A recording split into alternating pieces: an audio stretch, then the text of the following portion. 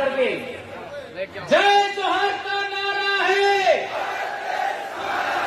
जय जोहर का नारा है, जय जोहर का नारा है। यह नारा 2015 में मैंने खड़ा था और इस नारे ने दक्षिणी राजस्थान और हमारे मध्य प्रदेश के जुड़ते हुए इलाके में एक ऐसी क्रांति पैदा किया कि 47 सांसद और 487 विधायक गूंगे बहरे हो चुके थे और आदिवासी कौम वॉइसलेस हो चुकी थी।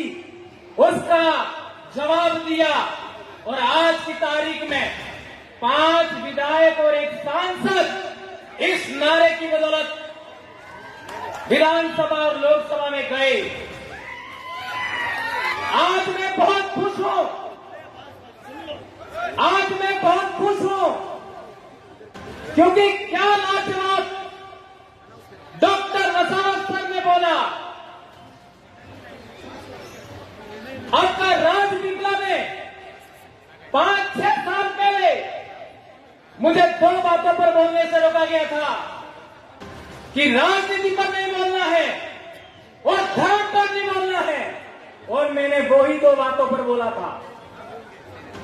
आज वसावत सर ने जो बोला, मेरा सीना गर्व से चौड़ा हो गया। मुझे लगा कि भंवरलाल परमार सही था, यह साबित हो गया। और मेरे भाई खराड़ी साहब ने क्या बोला, जबरदस्त, मेरे बोलने का रहा ही नहीं। खराड़ी साहब ने जबरदस्त बातें की आज, जो मैं बोलना चाहता था, घर से सोच के आया, वो बात खराड़ी साहब ने रखा। और आज मैं कहना चाहता हूं कि मध्य प्रदेश में मैं बहुत बोल चुका हूं, मध्य प्रदेश का भी समय मुझे आज दिया जाए। आने वाले साल मुझे नहीं बोलना। दोस्तों, बारूदाना ने बहुत बड़ी बात बताई कि शोषण की परिभाषा क्या हो, अत्याचार की परिभाषा क्या हो।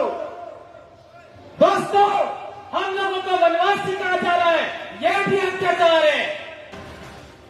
हमारे समाज को धर्म में बांटा गया, यह भी अत्याचार है।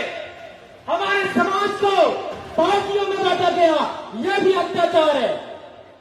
रोड़ी प्रथा की बात करें, हमारे इलाके में आज की तारीख में एक महिला का कम उम्र में पति मर जाता है तो क्या किया जाता है? जब बच्चे छोटे छोटे होते हैं तो वो महिला मात्र 12 दिन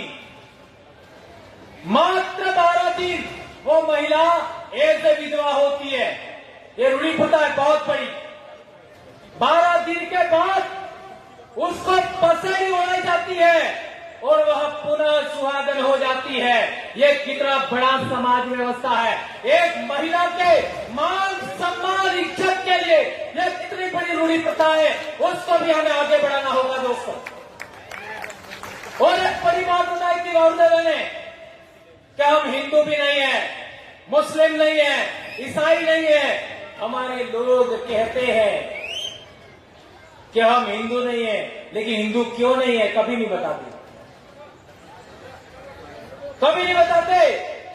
और इन्हें बताने की बात आए तो वो मात्र ये कहते हैं कि हिंदू विवाह अधिनियम हमारे ऊपर लागू नहीं होता। आज रतलाम में देखिए, जब अलीराजपुर दाहोद में देखिए, हमारे समाज का जब विवाह होता है तो एक कपड़े का अडूरा माड़वे में रखते हैं, उसके ऊपर एक लोटे में महुआ रखते हैं। मान्यवर चौधरी साहब कह रहे थे, महुआ अर्घ एक लोटे में रखते हैं और उसके ऊपर दूसरा लोटा पानी भर के रखते हैं। क्या ये बात सही है? और उसके चारों तरफ फेरा लेने से पहले आरती की थाली से तिलक लगा जाता है धरती माता को। यह कितनी बड़ी रूढ़ी प्रथा है। अग्नि पूजा नहीं होता और इसके बाद इस कड़े के चारों तरफ फेरा लगवाया जाता है। यह प्रथा किस विवाह पद्धति में बताइए? क्या यह प्रथा ब्राह्मण प्रथा में है क्या? नहीं है। क्या ईसाई प्रथा में है क्या? नहीं है। क्या इस्लाम प्रथा में है क्या? नहीं है। तो हम लोग हिंदू भी नहीं है, हम लोग ईसाई भी नहीं है, हम लोग मुस्लिम भी नहीं है। ये बात प्रमाणित होता है। और हिंदू तो कोई धर्म भी नहीं है। ब्राह्मण धर्म को ही हिंदू धर्म कहते हैं। ये बात समझना है तो हम लोगों को जबलपुर हाई कोर्ट का जजमेंट पढ़ना होगा। एक धर्म क्या होता है उसके लिए 4 बड़ी बातें हैं। एक, जो वर्ण व्यवस्था है वो धर्म है, और दूसरा प्रायश्चित होता है वो धर्म है, और तीसरा बात है कि हमारा जो क्या कहते हैं आपका पूजा पद्धति का आधार है वो धर्म है। तो हमारे समाज की व्यवस्था के अंदर वर्ण व्यवस्था नहीं होता। ये सुप्रीम कोर्ट ने बोला है, आपका जबलपुर हाई कोर्ट ने बोला। जो लोग आपका वेद से संचालित नहीं होते, जो रामायण महाभारत से संचालित नहीं होते, जो पुराण से संचालित नहीं होते, जो वर्ण व्यवस्था से संचालित नहीं होते, वे लोग अपनी रूढ़ी प्रथा से, अपने कस्टम से संचालित होते हैं। वो आदिवासी है, वो किसी भी धर्म में नहीं आते। ये जजमेंट में कहा गया है। आज तक हम लोगों को किसी ने नहीं बताया। और एक बड़ी बात, नंदा ताई, आज इनका सम्मान हुआ। नंदा ताई के जजमेंट में कहा गया है अबोरिजिन्स और शेड्यूल ट्राइब, यानी शेड्यूल ट्राइब का मतलब हुआ अबोरिजिन, अबोरिजिन और शेड्यूल ट्राइब, और ब्रैकेट में आदिवासी लिखा है। तो जो लोग हमको वनवासी कहते हैं वो लोग कंटेम्प्ट ऑफ कोर्ट कर रहे हैं। हमें केस किया जाना चाहिए। कौन माइकल लाल इसके लिए तैयार है? हाथ उठा करो। ये कंटेम्प्ट ऑफ कोर्ट का आपका केस किया जाना चाहिए तो मैं मानूंगा कि नंदाबाई के साथ आपका न्याय हुआ। एक और बड़ी बात, हमारे बहुत सारे बड़े वक्ताओं ने बात रखा। एक बात आई थी भिल प्रदेश, तो कई लोग मेरा विरोध करते थे। 2015 में मैंने एक आपका व्हाट्सएप पर ग्रुप बना दिया भिल प्रदेश, और वो भी रेवा काठा डायरेक्टरी। मैं पैदाइशी मानगढ़ आंदोलन की देन हूं। ये खराड़ी साहब पैदाइशी मानगढ़ आंदोलन की देन है, और ये आपका जितना भी दक्षिणी राजस्थान और उत्तरी गुजरात का आदिवासी है, उत्तरी मध्य प्रदेश का आदिवासी है, मानगढ़ आंदोलन की पैदाइश है। उस मानगढ़ आंदोलन का सबसे बड़ा उद्देश्य था भील राज कायम करना, और ये बात गोविंद गुरु के इतिहास में लिखी हुई थी। उसी को आधार मान करके मैंने भिल प्रदेश व्हाट्सएप ग्रुप बनाया। बहुत लड़ाई हुआ, लेकिन लड़ते लड़ते हम लोगों ने आज पूरे इलाके के अंदर ये बात फैलाने में कामयाब हुए। आज मेरे छोटे भाई चेतन वसावा ने बोला, आपने कितना इस्तेमाल किया। मेरे छोटे भाई जय कृष्ण पटेल ने बोला, कितना बड़ा आपने इस्तेमाल किया। और हमारे डामोर सर ने भी बात किया, आप लोगों ने उनको सर आंखों पे रखा। ये बात हम लोगों को आगे बढ़ाना है। लेकिन मेरा भिल प्रदेश क्या है? मेरा भिल प्रदेश एक राज्य से भी बड़ा है। मेरा भिल प्रदेश का मतलब है जहां जहां भील राजा हुआ करते थे वो सारी जमीन भील आदिवासियों की है। ये आदिवासियों के जल जंगल जमीन की लड़ाई है। ये है भिल प्रदेश मेरे लिए। भिल प्रदेश का मतलब जहां जहां हमारा बाप दादा राजा महाराजा थे वो सारी जमीन हमारी है, चाहे वो आज की तारीख में कोई भी बैठा है। और एक बड़ी बात, हमारे लोग जो संसद में और विधानसभा में गए हैं, वे लोग जब हमारे समाज की एट्रोसिटी होती है, हमारे समाज का मर्डर हो जाता है, हमारे समाज के गांव उजाड़ दिए जाते हैं, हमारे समाज का पेशाब कर दिया जाता है मुंह पर, तब भी मुंह नहीं खोलते। उसका कारण क्या? ये बात मात्र बच गई थी वसुंधरा सर की स्पीच में, तो हमें जनप्रतिनिधि सिलेक्शन प्रणाली लागू करना होगा। जनप्रतिनिधि सिलेक्शन प्रणाली का मतलब क्या है? एक विधानसभा के अंदर करीब 500 लोग वोट करेंगे, जो जीतेगा वो चुनाव लड़ेगा, बात खत्म।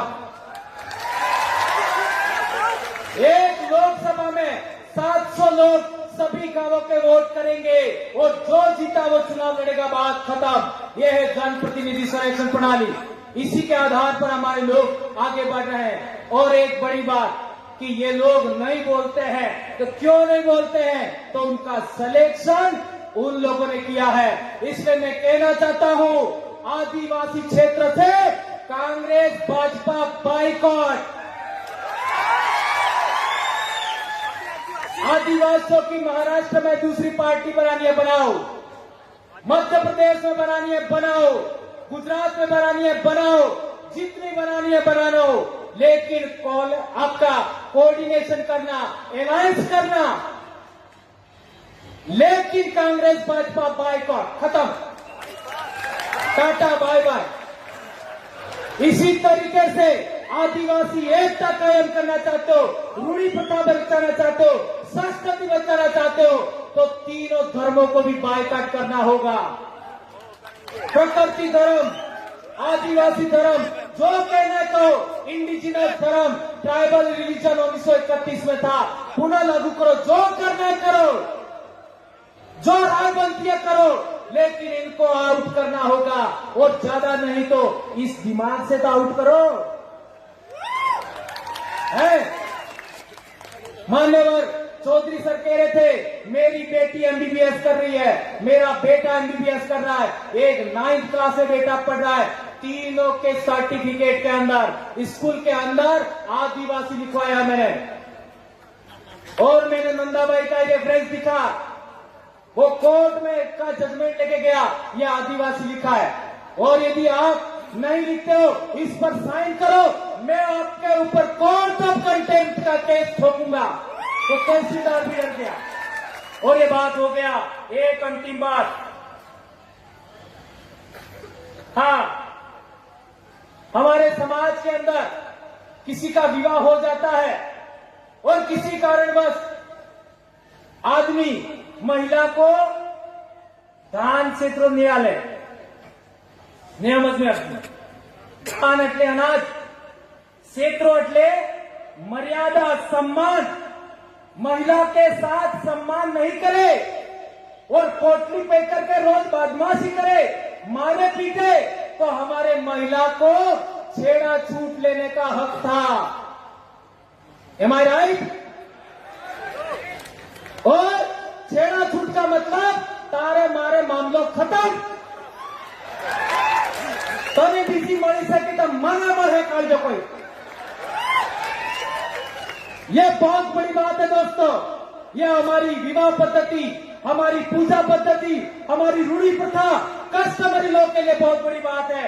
एक और बात, जो टाइगर प्रोजेक्ट के नाम पर हमारी जमीन छीनी गई, अभी पालकर को लेकर के जो हुआ, पिछली बार कालूराम दादा ने बोला था और अभी एक भाई ने भी, हमारे साथी ने बोला, पालकर में क्या क्या हुआ,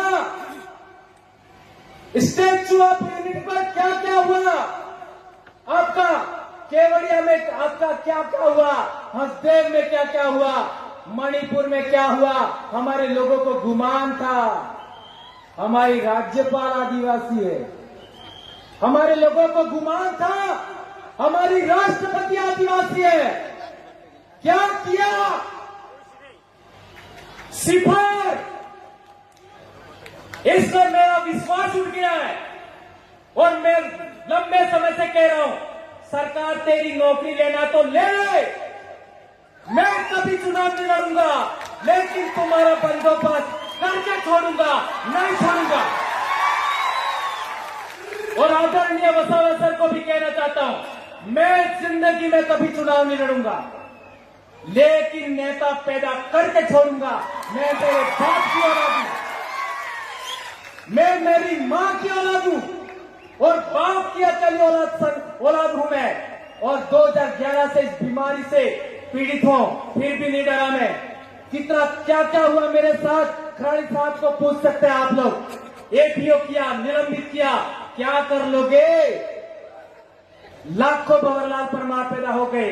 धन्यवाद दोस्तों, आप लोगों ने मुझे इतना बेरहमी से सुना और संचालक भाइयों ने, मेरी बहनों ने, मेरे भाइयों ने और इतना मुझे समय दिया। आपका दिल से जोहार करता हूं। और आज की मेरी स्पीच मेरे आइडल बारू सोनवड़े और कालूराम भोसले को समर्पित है।